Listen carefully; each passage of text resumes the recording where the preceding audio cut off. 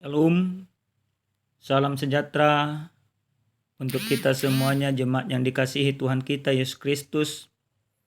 Dimanapun kita berada, biarlah kiranya kasih Tuhan senantiasa melindungi kehidupan kita. Bapak Ibu yang dikasihi Tuhan, mari kita mempersiapkan hati dan pikiran dalam menyambut kebenaran firman Tuhan pada saat ini. Terlebih dahulu mari kita bersatu dalam doa, kita berdoa. Kami bersyukur kepadamu ya Tuhan Allah Bapa kami, Allah yang maha baik, Allah yang perkasa, tempat perlindungan kami. Saat ini Tuhan kami mau belajar dari kebenaran firman Tuhan. Biarlah kiranya kebenaran firman-Mu semakin meneguhkan iman kami untuk tetap setia percaya kepada Tuhan. Roh Kudus mau menyertai kami. Dalam nama Yesus kami berdoa. Amin. Jemaat yang terkasih di dalam Tuhan kita Yesus Kristus, adapun sabda Tuhan yang menyapa kita pada saat ini tertulis dalam kitab Mazmur pasal 62 ayat 6 sampai dengan ayat 13. Demikian sabda Tuhan. Hanya pada Allah saja kiranya aku tenang, sebab daripadanya lah harapanku. Hanya dialah gunung batuku dan keselamatanku, kota bentengku, aku tidak akan goyah. Pada Allah ada keselamatanku dan kemuliaanku, gunung batu kekuatanku, tempat perlindunganku ialah Allah. Percayalah kepadanya setiap waktu, hai umat. Curahkanlah isi hatimu di hadapannya. Allah ialah tempat perlindungan kita. Hanya angin saja orang-orang yang hina, suatu dusta saja orang-orang yang mulia. Pada neraca mereka naik ke atas. Mereka sekali lebih ringan daripada angin. Janganlah percaya kepada pemeras. Janganlah menaruh harap yang sia-sia kepada perampasan. Apabila harta makin bertambah, janganlah hatimu melekat padanya. Satu kali Allah berfirman, dua hal yang aku dengar, bahwa kuasa dari Allah asalnya, dan daripadamu juga kasih setia ya Tuhan, sebab Engkau membalas setiap orang menurut perbuatannya. Demikian pembacaan kebenaran firman Tuhan. Jemaat yang terkasih di dalam Tuhan kita Yesus Kristus, tentu di dalam menjalani kehidupan pernah kita merasakan yang namanya tertekan, merasakan kesesakan oleh karena penderitaan, merasakan pergumulan yang seakan-akan pergumulan itu membuat kita semakin lemah. Hal yang sama juga baru-baru ini secara pribadi saya rasakan. Pada saat minggu yang lalu istri jatuh sakit. Maka kami langsung berobat ke rumah sakit. Nah, ketika kami sudah berobat, diagnosa daripada dokter belum keluar. Ada perasaan yang kurasakan begitu sedih. Aku bergumul, aku berdoa kepada Tuhan. Maka apa yang terjadi Bapak Ibu? Yang kuinginkan tidak langsung terlaksana.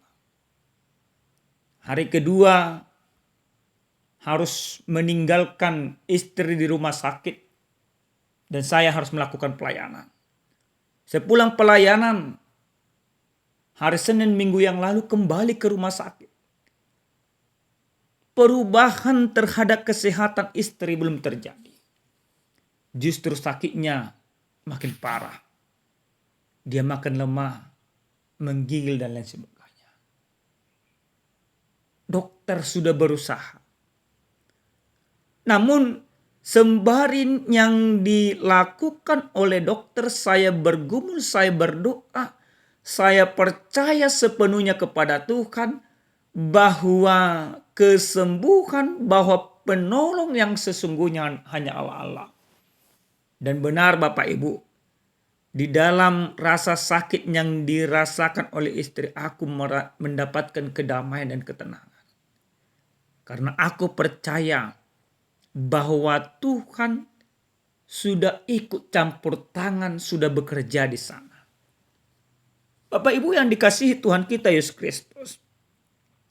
Di dalam kebenaran firman Tuhan yang sampai kepada kita pada saat ini, Mazmur 62 mengungkapkan sebuah perasaan yang luar biasa yang menakjubkan dirasakan oleh Daud. Yang pada saat itu dia mengalami pergumulan yang sangat berat. Bahkan para penafsir Perjanjian Lama mengatakan bahwa Mazmur 62 pergumulan yang terjadi yang dirasakan oleh Daud bukan karena dia kalah daripada musuh-musuh.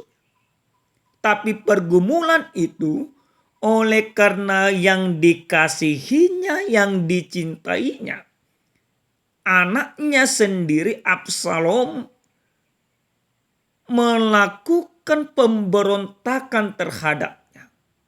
Bahkan pergumulan itu juga semakin menjadi-jadi ketika pahlawan atau panglima daripada Daud sendiri, yaitu Ahitofel, penasihat perangnya, juga berkoalisi dengan anaknya Absalom. Yang dalam arti orang-orang yang dicintainya, orang-orang yang disayanginya, orang-orang kepercayaannya justru berusaha menghancurkan dia. Daud tidak melakukan perlawanan. Awalnya dia lari. Dia tidak ingin berperang dengan anaknya Absalom. Maka pergumulan itu dirasakan oleh Daud. Tapi apa yang dia lakukan? Pada saat itulah Daud menyerahkan totalitas kehidupannya, pergumulannya kepada Allah. Maka ketika dia menyampaikan pergumulannya kepada Allah, di dalam pergumulan itu ada sebuah ketenangan. Bapak Ibu yang dikasihi Tuhan kita Yesus Kristus. Dalam kebenaran firman Tuhan ini, bagaimana Daud di dalam pergumulan itu, hubungan dia dengan Allah begitu luar biasa. Hubungan dia semakin intim dengan Allah. Maka dia mampu mengatakan bahwa Allah itu sebagai gunung batu dan kota bentengnya. Itu bisa kita baca Bapak Ibu di dalam ayat yang ketiga dan juga di dalam ayat yang ke-7 sampai dengan ke-8. Hanya dialah gunung batu dan keselamatanku, kota bentengku, aku tidak akan goyah. Pada Allah ada keselamatanku dan kemuliaanku. Gunung batu kekuatanku, tempat perlindunganku ialah Allah. Di dalam pergumulan yang begitu menyesakkan, Daud mempersaksikan bahwa Allah adalah gunung batunya. Artinya menjadi tempat perlindungan dia. Dan Allah itu akan senantiasa melindungi dia dari segala kecemasan. Dan Allah itu akan menguatkan dia dari segala pergumulan yang dia hadapi. Penyerahan diri secara totalitas membuat Daud mengerti akan kehendak Allah di dalam kehidupannya. Maka Bapak Ibu yang dikasihi Tuhan kita Yesus Kristus, bagaimana firman ini kita aplikasikan di dalam kehidupan kita sekarang. Bapak Ibu, seperti yang saya katakan tadi, bahwa setiap orang pernah menghadapi yang namanya pergumulan yang sangat berat. Tapi memang ada orang ketika menghadapi pergumulan yang berat, dia berputus asa. Tapi lihat firman ini apa mau dikatakan kepada kita. Sesuai dengan tema Allah tempat perlindungan kita. Yang pertama sekali, firman ini mau mengajak kita. Ketika kita menghadapi pergumulan, Maka satu keyakinan juga yang wajib harus kita lakukan, yaitu percaya sepenuhnya kepada Allah. Kita tidak meminta kekuatan kepada dunia. Kita tidak meminta pertolongan kepada kekuatan-kekuatan magis. Tapi kita mau menyerahkan hidup kita kepada Allah. Maka ketika kita orang percaya yang menghadapi pergumulan di dalam kehidupannya, dia harus menyerahkan atau menjadikan Allah menjadi perlindungannya. Supaya apa Bapak Ibu? Supaya jangan sia-sia pergumulan itu datang kepada kita. Karena apa? Karena ketika pergumulan terjadi, Tuhan mau kita berserah kepada Dia. Pergumulan itu menjadi kata kunci bagi kita untuk merespon kebaikan Tuhan, untuk mengenal Tuhan lebih lagi di dalam kehidupan. Maka Bapak Ibu yang dikasihi Tuhan, pergumulan itu bukan melemahkan kita, tapi itu menjadi sebuah kekuatan power kita untuk lebih mengenal atau untuk lebih berserah sepenuhnya kepada Tuhan. Itu pertama. Yang kedua Bapak Ibu yang dikasihi Tuhan kita Yesus Kristus, dari firman ini kita mau melihat bagaimana orang yang menjadikan Allah tempat perlindungannya, dia akan mendapatkan sebuah ketenangan. Apa yang dikatakan oleh firman Tuhan kepada kita pada saat ini, percayalah kepadanya setiap waktu, hai umat, curahkanlah isi hatimu di hadapannya, Allah ialah tempat perlindungan. Bahkan di dalam ayat yang ke-13 dikatakan, daripadamu juga kasih setia Tuhan, sebab engkau membalas setiap orang menurut perbuatannya. Artinya, ketika kita menjadikan Tuhan Yesus Kristus sebagai tempat perlindungan kita, menjadikan Yesus Kristus sebagai tempat sandaran iman kita, maka kita akan mendapatkan ketenangan. Ketenangan bukan berarti kita tidak ada masalah Bapak Ibu. Ketenangan yang dimaksudkan atau yang Tuhan inginkan ketika kita menjadikan Kristus sebagai perlindungan kita, kita tidak lari dari iman kita kepada Kristus walaupun ada pergumulan. Ketenangan, tetap berpikir positif, tetap berpikir realistis, tetap berpikir baik dalam menghadapi atau dalam menjalani setiap kehidupan. Itulah orang-orang yang menjadikan Kristus sebagai tempat perlindungannya. Yang ketiga Bapak Ibu yang dikasihi Tuhan, dan ini yang menjadi terakhir dari kebenaran firman Tuhan ini. Ini sebuah cerita. Ada seorang orang kaya. Oleh karena kekayaannya, ada banyak orang ingin menjatuhkannya. Kolega-kolega bisnisnya berusaha ingin menjatuhkannya. Bahkan dia menyadari semuanya itu. Maka akhirnya untuk menjamin keselamatannya yang dia pikirkan, dia menyewa bodyguard, pengawal pribadi. Kemanapun dia pergi, pengawal pribadi selalu mengawasinya. Bahkan ketika dia pergi ke restoran, sebelum dia makan, pengawal pribadi yang pertama mencicipinya. Kalau ada racun, maka dia tidak akan kena, yang kena adalah pengawal pribadinya. Bahkan ketika dia tidur. Tapi apa yang terjadi Bapak Ibu? Walaupun banyak pengawal pribadinya, dia tidak mendapatkan ketenangan. Maka suatu ketika seorang pastor datang menghampirinya. Dia bercerita. Dia mengatakan segala keluh kesahnya.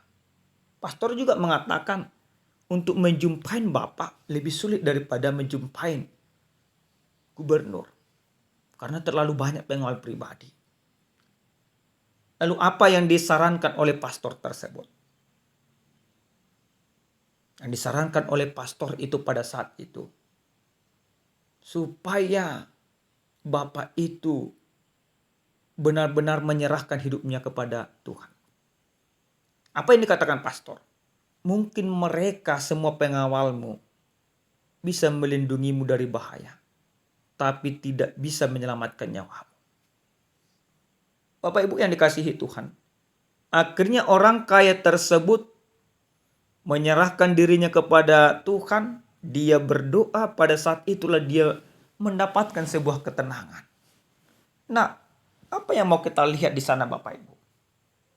Memang benar bahwa pengawal itu bisa menjaga kita dari dunia ini, dari orang-orang tertentu. Tapi satu-satunya yang bisa menjaga nyawa kita, kehidupan kita, memberikan ketenangan kepada kita, pengawal yang setia bagi kita adalah hanya Tuhan. Maka yang mau dikatakan kebenaran firman Tuhan ini, biarkan hidupmu, serahkan hidupmu sepenuhnya kepada Tuhan. Biarkan Tuhan melindungi kehidupanmu. Biarkan Tuhan menjagai kehidupanmu. Biarkan Tuhan yang menopang setiap kehidupanmu. Maka ketika engkau mengizinkan Tuhan, ketika kita mengizinkan Tuhan yang menjadi perlindungan kita, maka pada saat itulah kita akan mendapatkan ketenangan di dalam Tuhan. Amin, kita berdoa. Terima kasih Tuhan kami, Tuhan yang maha baik, untuk sabda Tuhan yang sudah kami dengarkan. Biarkan kami Tuhan tetap percaya sepenuhnya kepadamu, karena Engkau adalah perlindungan dan batu penjuru kami. Terima kasih Bapa. Kami mau menyerahkan segala kegiatan kami, pekerjaan kami, nyawa kami, keluarga kami, hanya ke dalam tangan Tuhan. Lindungi kami Tuhan dalam kasih sayang-Mu. Dalam nama Yesus kami berdoa. Amin. Salam sehat Bapak Ibu yang dikasihi Tuhan kita Yesus Kristus. Salam sejahtera. Tuhan memberkati.